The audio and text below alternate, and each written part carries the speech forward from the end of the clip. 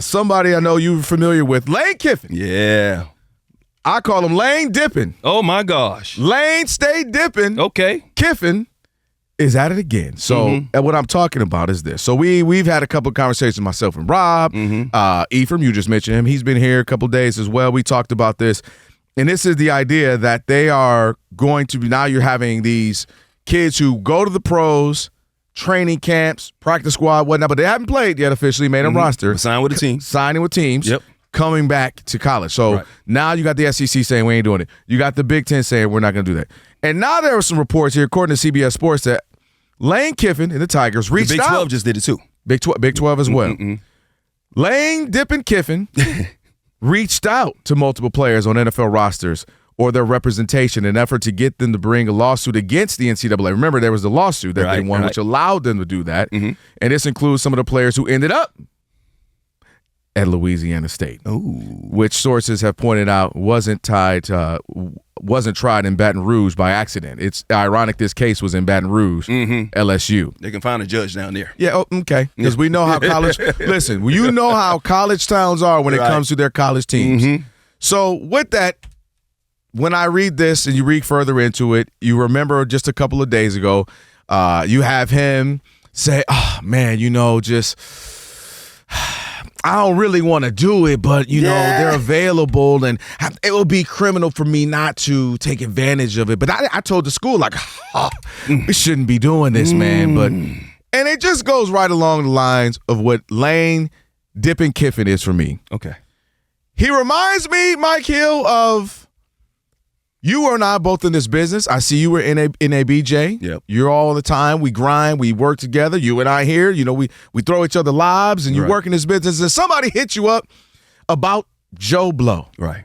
And they were like, man, Mike, should we bring in Joe Blow and hire him? And you were like, he's good, but do I want my name attached to him? Because he's always doing something shady, and maybe technically it's not illegal, or maybe technically it's not fireable, or maybe, but he might dip on him when he said he wouldn't. He might look him in the eye and be lying. He might bring in somebody he's not supposed to bring in, and that's, to me, Lane Kiffin. Lane Kiffin is that dude, Mike Hill, I say, that you leave with your girl, but you don't feel comfortable. Yeah, I got to run to the store. You can just stay with my girl. Right.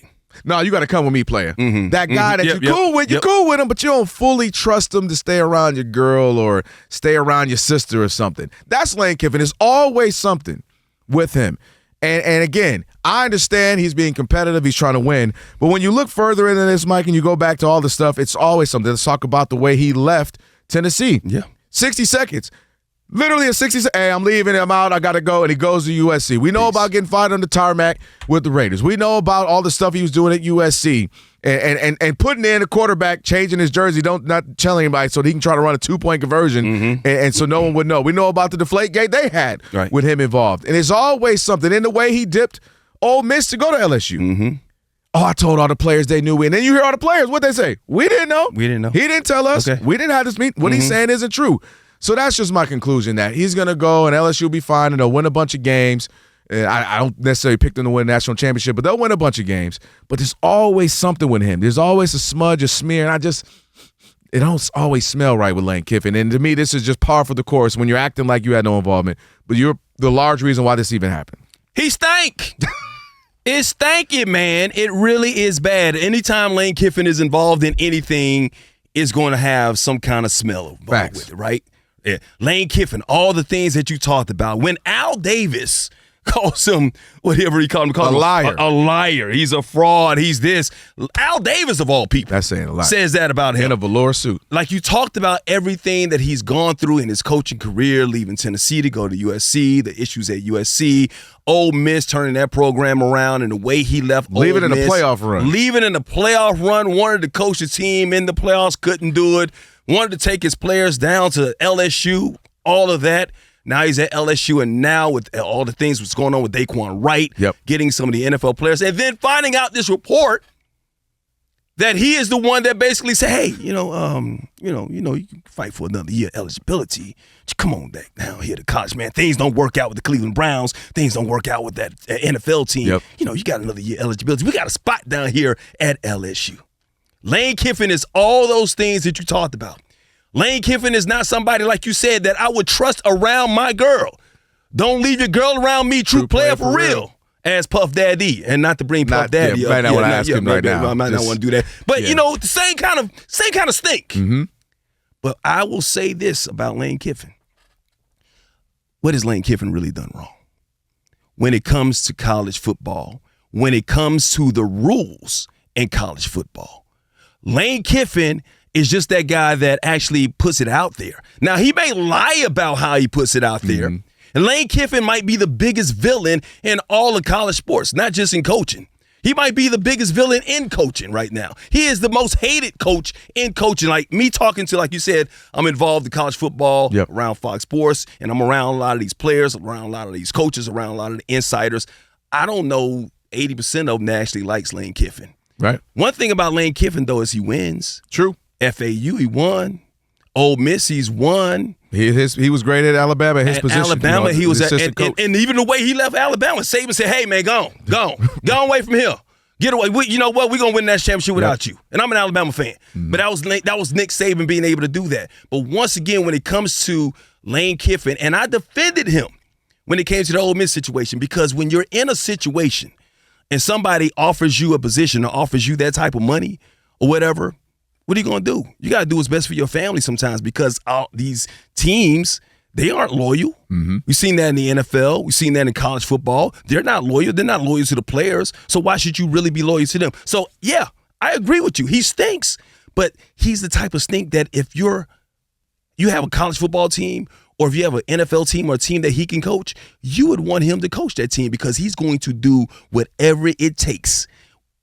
Even if it means bending the rules a little bit, maybe not breaking them, but bending the rules a little bit, he's going to do whatever it takes to win football games. You're not wrong, but you ain't right. Okay, tell me. You're right in the principle.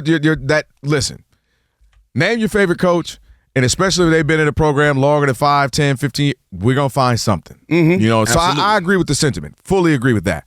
However, there is something about somebody that you're just like, I just don't trust you.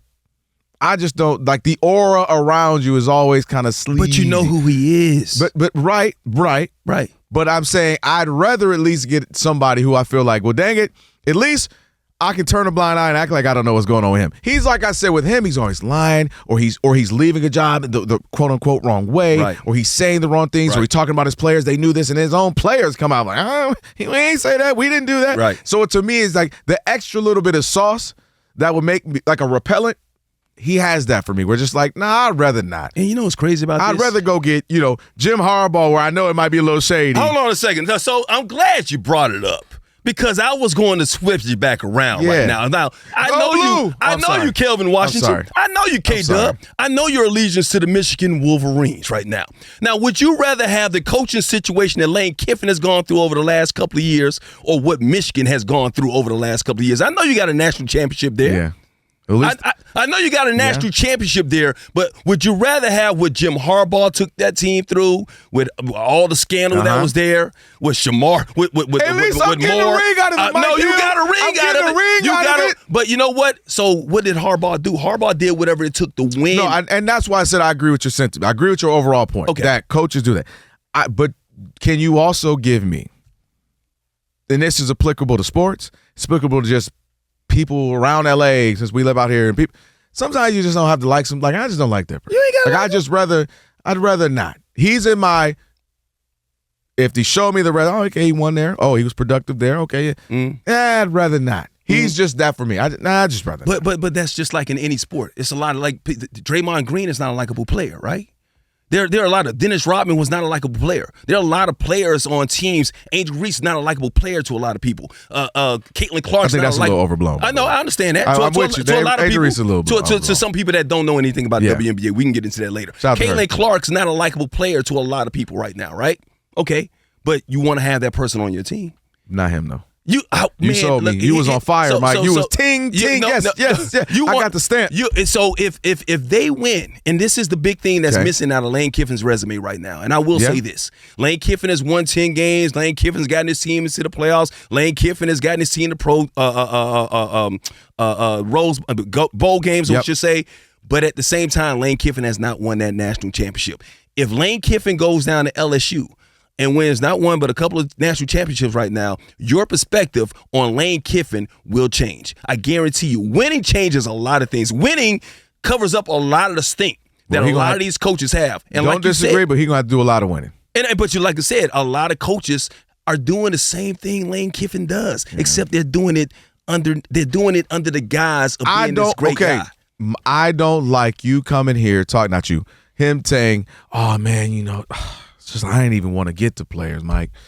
Like it's just something I'm really not a fan of. Like I really voting that we don't do this. Then you find out he's the main one.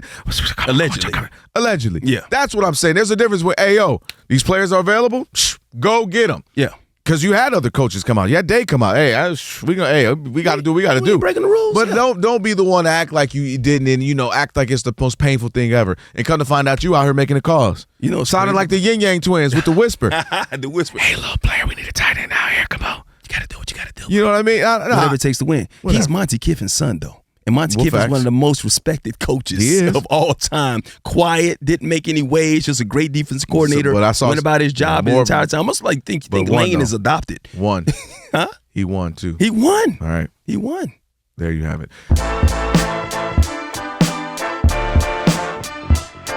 All right, Rob, so they're watching us right now, which means another thing they can do is what? They can subscribe. All you got to do is hit that button, subscribe to The Odd Couple for some of the best sports talk content in the nation. Facts, and while you're at it, they can like, they can comment, they can share. Do all that for us. We appreciate it. Just do all that right up in here.